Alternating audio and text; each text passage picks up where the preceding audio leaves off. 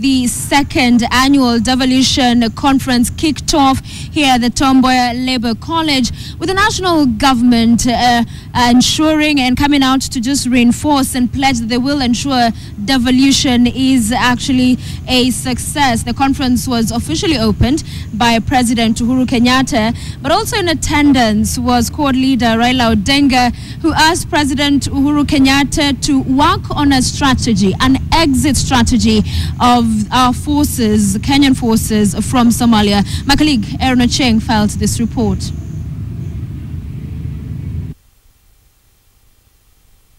Issues to be put in, did you know? It was one of the rare occasions that brought together leaders of the county governments, the Senate and the central government to deliberate on the gains of devolution, its status and map the way forward.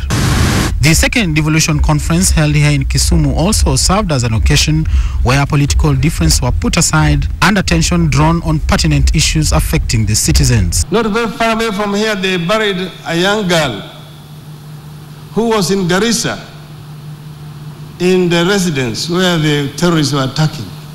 She called her mother at 6 in the morning and told her mom, these people have entered here, they're attacking us and they're shooting.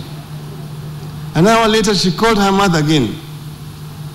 3 hours later, she said, they are now moving up. They're coming to my room. At midday, they said, they're just now coming for me.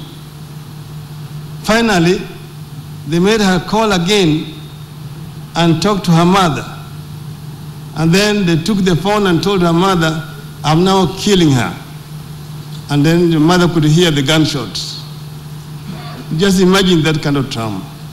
The story of a victim of the recent Garissa attack, as narrated by Quad Leader Raila Odinga, was meant to remind the country on the existing war on terror and to urge the central government through the president to reconsider his strategy in Somalia.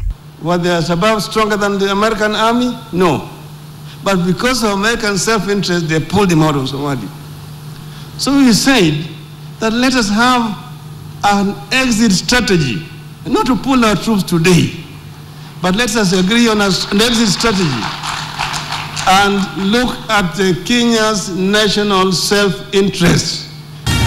But the president was not swayed by Raila to comment on insecurity and chose to stick to issues devolution.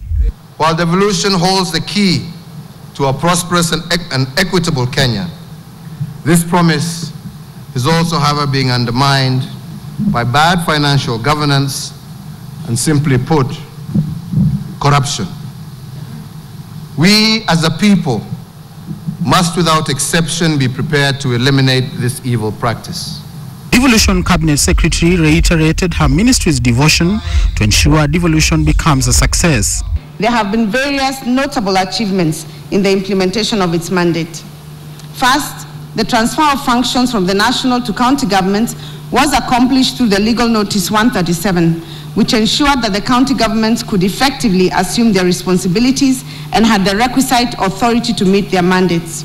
Outgoing chair of the Council of Governors, Isaac Ruto, said although much gain has been made on devolution, certain functions need to be devolved further and much more needs to be done. The Division of Revenue Bill for the financial year 2015-2016 proposed Kenya shillings 4.5 billion for the increase in salaries and allowances for county staff, and that is by the Salaries and Remuneration Commission.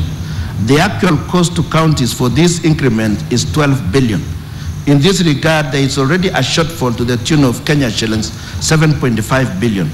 The conference enters its second day tomorrow. Aaron Ocheng, KTN, Kisumu.